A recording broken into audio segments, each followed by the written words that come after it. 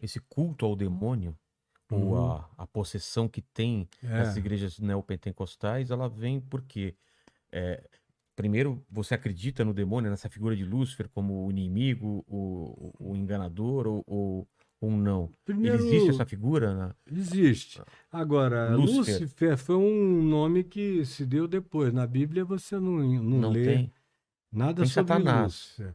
Satanás, diabo e as terminologias dos povos em volta de Israel, que era Belzebu, É, era Baal, Astarote, tudo Moloque, demônio. todas essas figuras interpretadas, inclusive por Paulo, como figuras espiritualmente demoníacas, porque eram figuras que demandavam, faziam barganhas.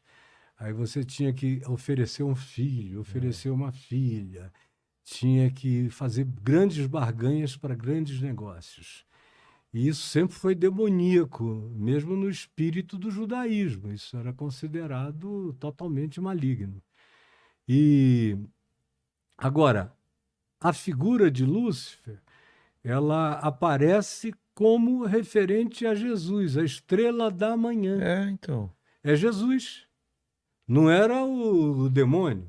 Ele ganhou essa alcunha, foi transferido de Jesus, do Cristo, a estrela da manhã, para Satanás por uma hermenêutica pentecostal, Um você erro entende? de interpretação?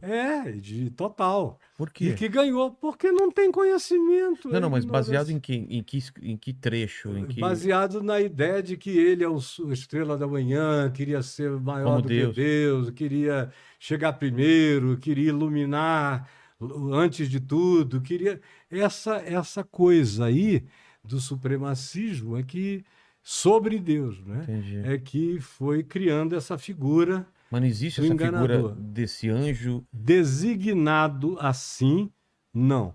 E nem tem tampouco a ideia da figura de Satanás e do diabo. No Velho Testamento, ela é quase desconhecida. Tá.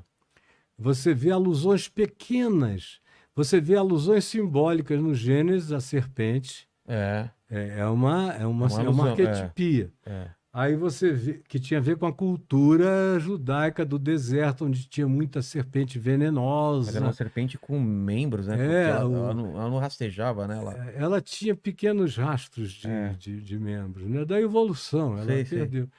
E tinha ibis e outras coisas lá, e outros tipos de ameaça, e serpente voadora, esse Ah, negócio tá. todo. Aí ela ganhou essa arquetipia maligna.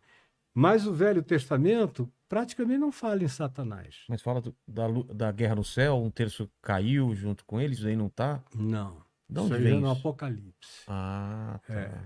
E aí o Novo Testamento fala, mas o Velho Testamento fala poucas vezes. Uma delas é quando Davi matou os últimos gigantes, Os Néfilins. descendentes dos Nefilins. Quando ele matou os 4 últimos, irmãos de Golias, Sei. os homens dele mataram, aí diz assim, então tem uma relação de causa e efeito, Tá. dando a certeza de que aqueles nefilins eram figuras malignas, demoníacas, do tal do cruzamento alienígena. Eu tenho Sim. muito mais tendência a crer naquilo que o pessoal chama de alienígena e que os cristãos Os chamam de híbridos. anjo. Eu creio muito mais, porque anjo, para mim, não é aquele ser lá do Vaticano, nem querubim, aquele pintinho gordinho com bundinha. Não, eram figuras assombrosas. É. Você vê aquelas leituras em Ezequiel, tipo, Não sei tinha quantos cara de olhos. boi para cá, É. de não sei o que para cá, olho, pé virado, era um negócio muito maluco. E outros tinham aparência de relâmpago É. falando contigo.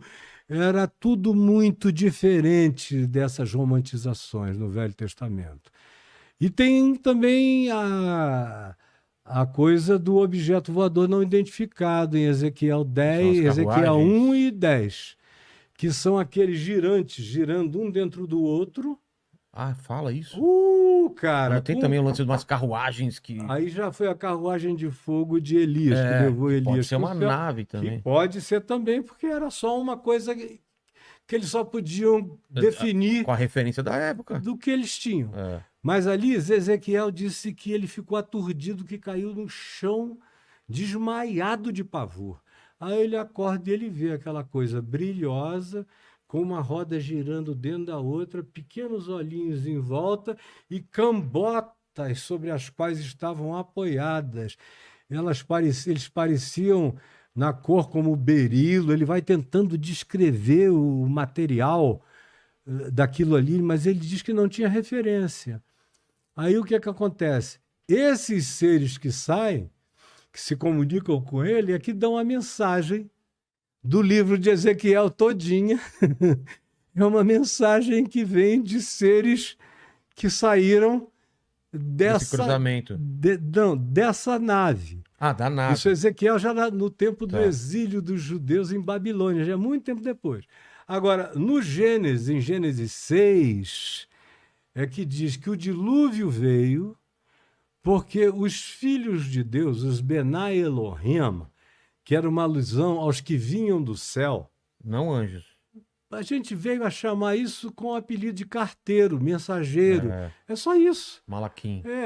Então, eles vieram dos céus e a Bíblia não diz isso. É o livro de Enoque que diz que eles pousaram no Monte Hermon e fizeram um pacto de morte entre eles, de exílio de Deus, porque eles não suportavam não possuir as filhas dos homens. E eles escolheram as mais gostosas e tiveram com elas filhos, que se tornaram os homens poderosos da Os antiguidade gigantes.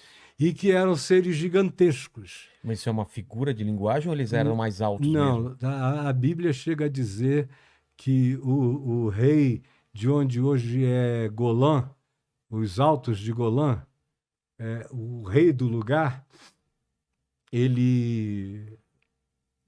a cama dele de ferro puro tinha 5,10 metros Caramba. de comprimento e 2,80 de largura. E a gente fica atribuindo muita idiotice ao povo da antiguidade, era tudo que eles não eram, né? É. Você vê a neurologia egípcia, segundo os mesmos aparelhos, nas mesmas formas que a gente usa hoje, só de outros materiais e mais toscos. Eles tiravam a calota craniana, faziam intervenções de várias naturezas, eram altamente científicos. Só tinha um detalhe a mais, eles criam em paranormalidade, a nossa ciência nem tanto. Então, e para eles chamavam isso de magia, que eram os poderes sutis da mente. Mas os nefilins se tornaram o que são. A mitologia grega conta a história todinha dos semideuses. Seriam isso. Todos. O Flávio Josefos, escrevendo nas antiguidades, ele diz aos gregos e aos romanos: o que vós chamais de deuses, semideuses, demiurgos, tal, são os filhos das mulheres humanas com os Benai Elohim. Ou seja, o que ele está dizendo, ele validava o que os gregos chamavam e criam como sendo realidades, ele validava. Os Nazca aqui, o Viracochas, que criou a cultura Nazca, que pré-inca. Tá, que tem aqueles desenhos no deserto enormes. Isso, ele é chamado Viracochas, porque ele veio com as ondas do mar. E a descrição é de um ser grande, maior do que todo mundo, e que ensinou ciência, culturas variadas a eles. A mesma coisa você vê entre os celtas. A mesma As coisa. histórias se repetem, né? A primeira dinastia do Egito atribui o início do Egito a essas figuras de semideuses. E assim você vê no Oriente Médio todo, você vê na Índia.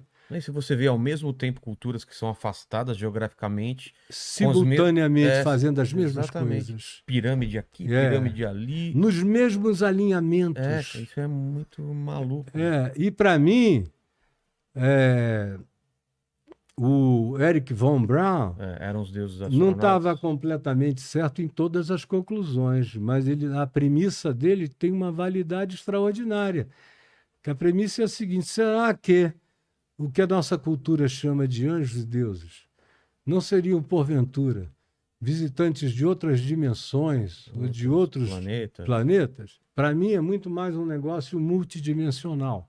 Ah, é? Eu creio no visitante da mesma ordem planetária também, da mesma ordem universal da gente.